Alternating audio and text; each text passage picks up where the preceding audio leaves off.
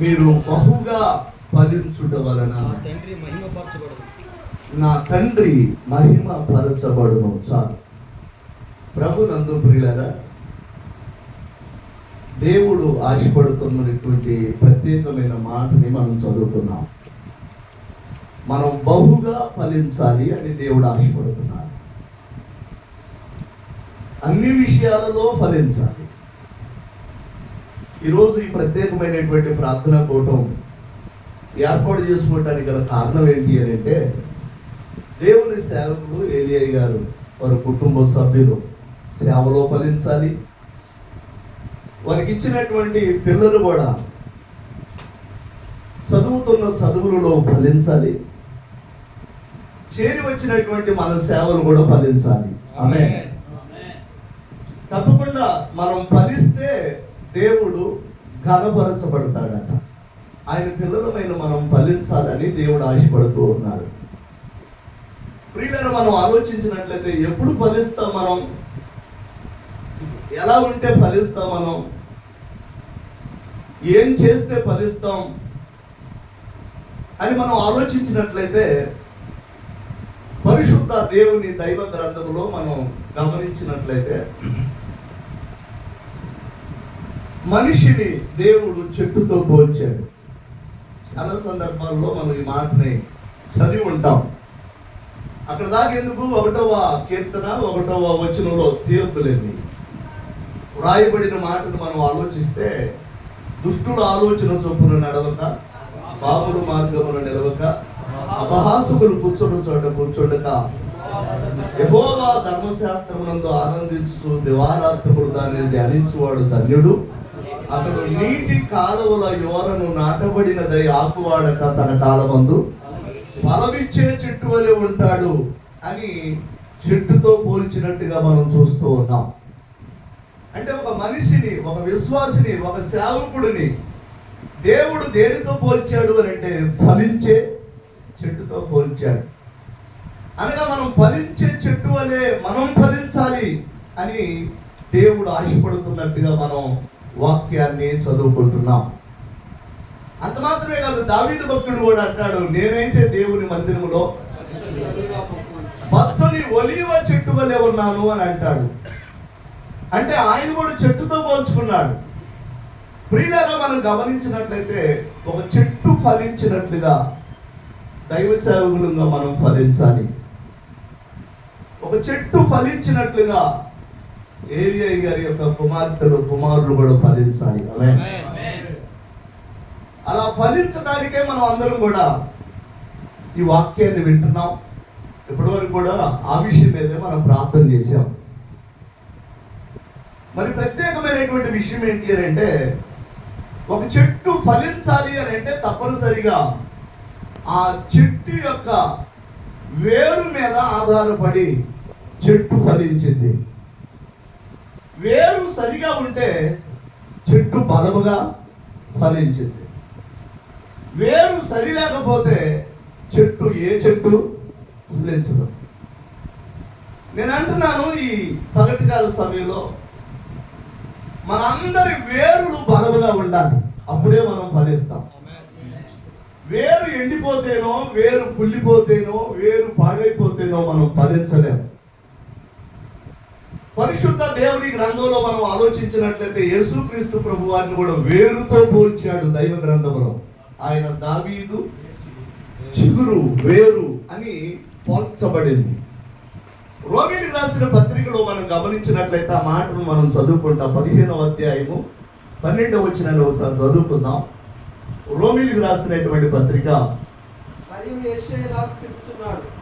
15వ అధ్యాయము 12వ వచనం స్పష్టంగా చదువుదాం. మరియు యెషయా ఇలాగు చెప్పుచున్నాడు, యెషయాలో నుండి వేరు చిగురు అనగా అన్యజనులను ఏలుటకు లేచువాడు వచ్చును.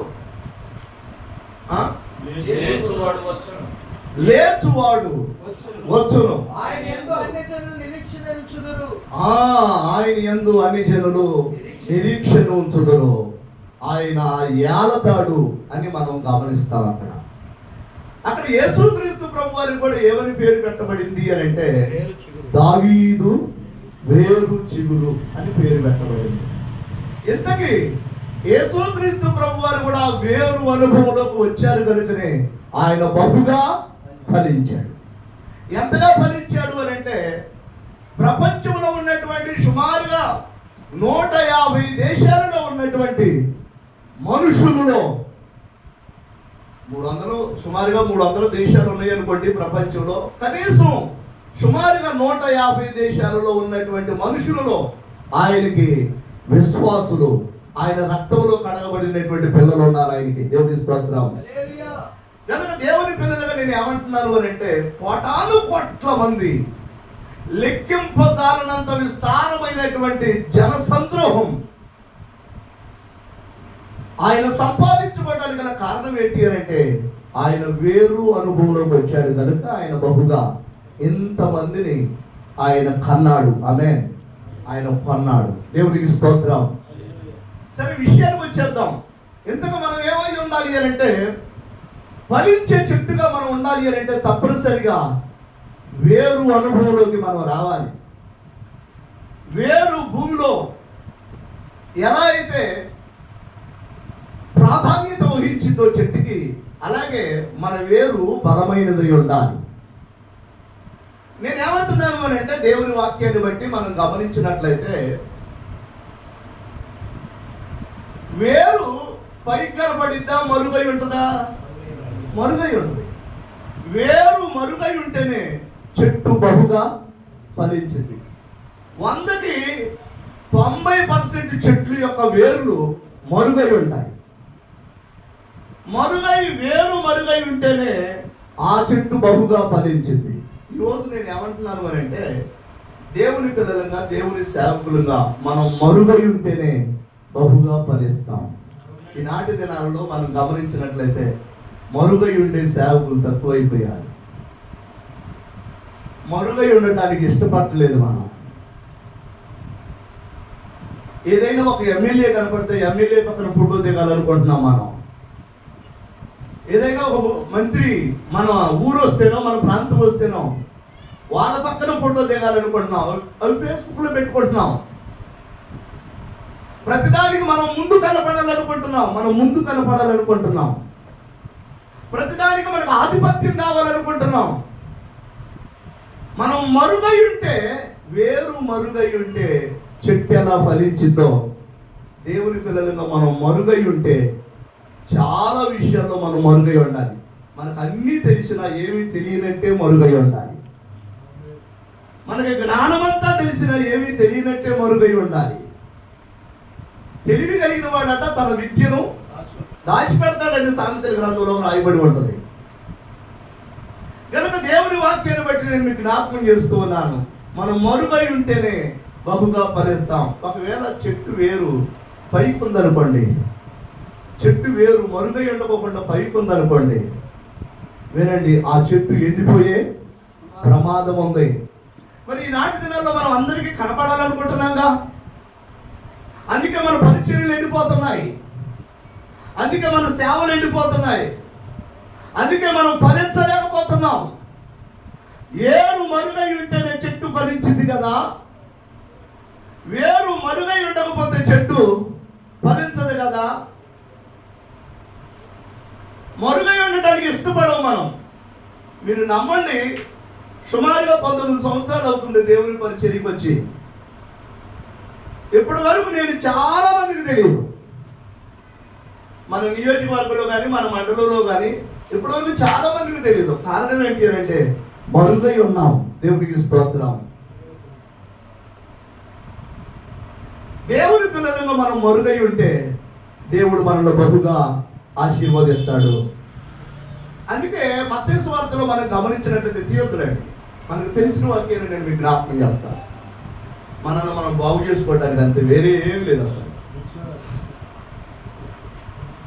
మత్తయి సువార్తలో ప్రభు కొండ మీద ప్రసంగంలో ఆయన చెప్పిన విషయాలు ఏంటి అని అంటే, ఎక్కువగా ఆయన పలికిన విషయాలు ఏంటి అని అంటే, మీరు మనుషులకు కనబడవలెనని మీ నీతి కార్యం చేయొద్దు. మీరు మనుషులకు కనబడవలనని మీ ఉపవాస ప్రార్థన చేయొద్దు. మీరు మనుషులకు కనబడవలనని ఇలా చేయొద్దు అని ప్రభు చాలా సందర్భాల్లో మాట్లాడారు. అంటే కనబడమన్నాడా, మరుగై ఉండమన్నాడు అక్కడ? ఈనాటి దినాలలో దేవుని పిల్లలంగా అరే పాట పాడటానికి మనమే కనపడాలి, వాక్యం చెప్పడానికి మనమే కనపడాలి, ముందు వీడియోలో కనపడాలి. అరే ర్యాలీ చేస్తున్నా కానీ ఏదైనా ఒక సమస్య మీద, ఏదైనా ఒక ఇబ్బంది మీద, సేవకుల యొక్క సమస్యల మీద, ఏదైనా ఒక చిన్న నిరసనతో కూడుకున్న ర్యాలీ చేస్తున్నా కానీ ఆ ర్యాలీలో ఎవరు కనపడాలి? నేను అంటున్నాను దేవుని పిల్లలుగా, ఈ లక్షణం దైవ సంబంధమైన లక్షణం కాదు. మనం మరుగై ఉంటేనే ఫలిస్తాం. అది దేవుడు చూస్తాడు, మనుషులు చూడాల్సిన పని లేదు. మరుగై ఉందాం మనం. ఆమేన్. దేవుడికి స్తోత్రం. అనేక చోట్ల ఆయా ప్రాంతాల్లో దేవుని వాక్య పరిచర్యకి వెళ్ళినప్పుడు మీరు నమ్మండి, నేను చాలా బాధపడతాను. కారణం ఏంటి అని అంటే, వాక్యం చెప్పేది నేనే కానీ, లేకపోతే వాక్యం చెప్పేది సేవకులుగా మీరు కూడా చెప్తూ ఉంటారు. ఆయా ప్రాంతాల్లో మనం వాక్యం చెప్తాం కానీ ఆ వాక్యం చెప్పడానికి దానికంటే ముందు ఆ స్టేజీ మన పిల్లలు సిద్ధపరుస్తారు, ఆ లైట్లు మన పిల్లలు సిద్ధపరుస్తారు, అక్కడ ఉన్నటువంటి ఆ స్థలం మన పిల్లలు బాగు చేస్తారు, ఆ ప్రాంతంలో ఉన్నటువంటి ఆ పరిస్థితులన్నీ మన పిల్లలు చక్కపరుస్తారు. అదంతా శుభ్రంగా అన్ని చక్కపరిచిన తర్వాత, లైట్లు కట్టిన తర్వాత, స్టేజీ కట్టిన తర్వాత, బ్యానర్లు కట్టిన తర్వాత, స్థలం బాగు చేసిన తర్వాత, ఆ తర్వాత మనం వచ్చి స్టేజీ మీద నిలబడి వాక్యం చెప్తాం, ఒక గంట ప్రసంగం చేస్తాం.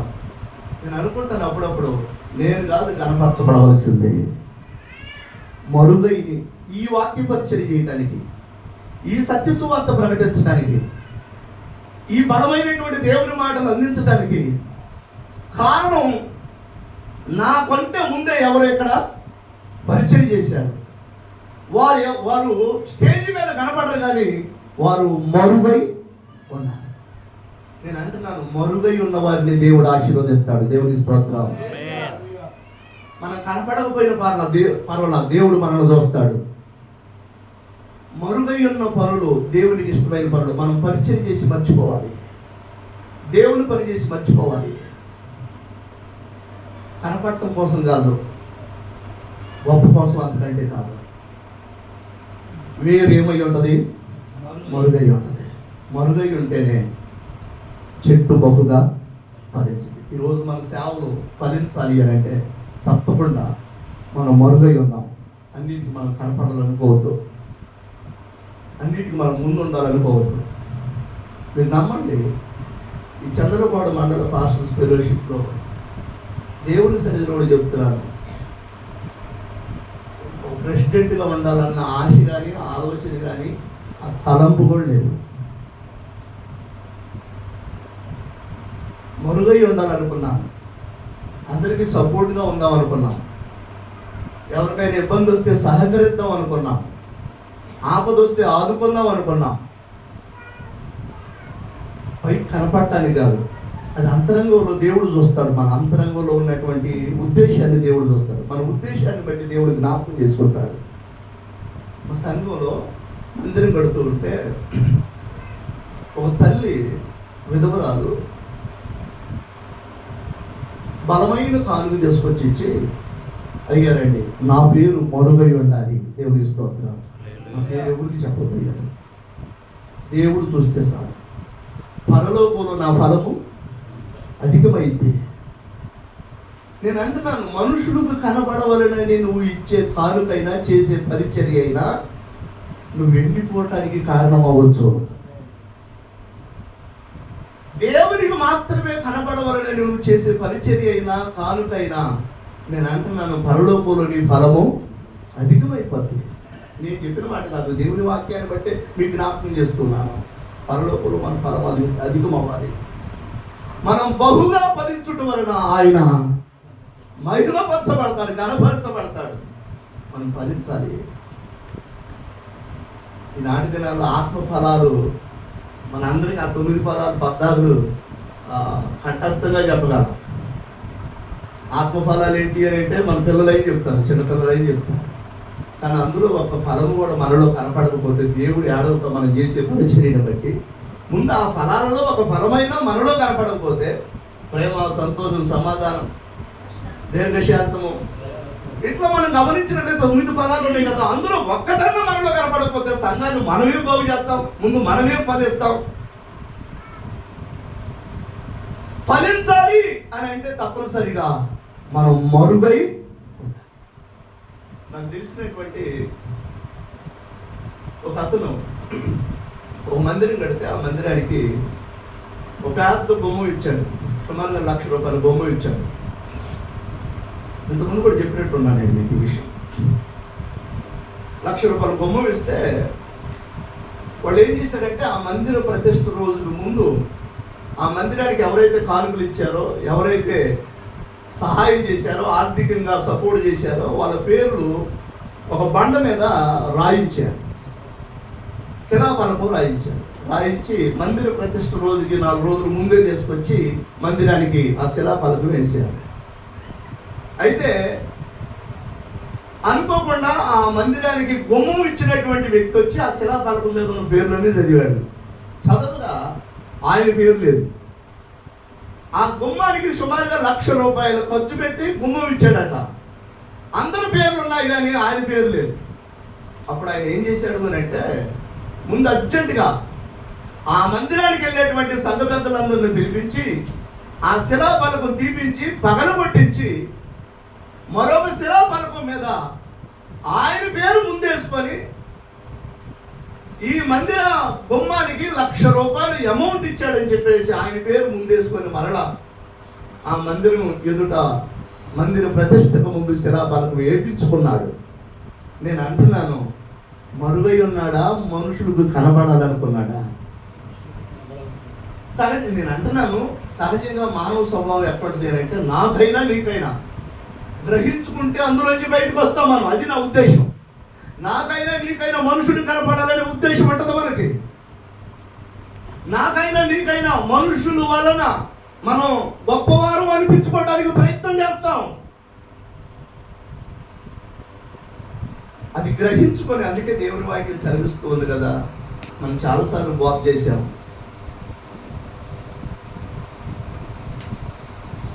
మనిషి హృదయము ఘోరమైన వ్యాధి కలిగింది, దాన్ని గ్రహించగలిగిన వాడెవడు?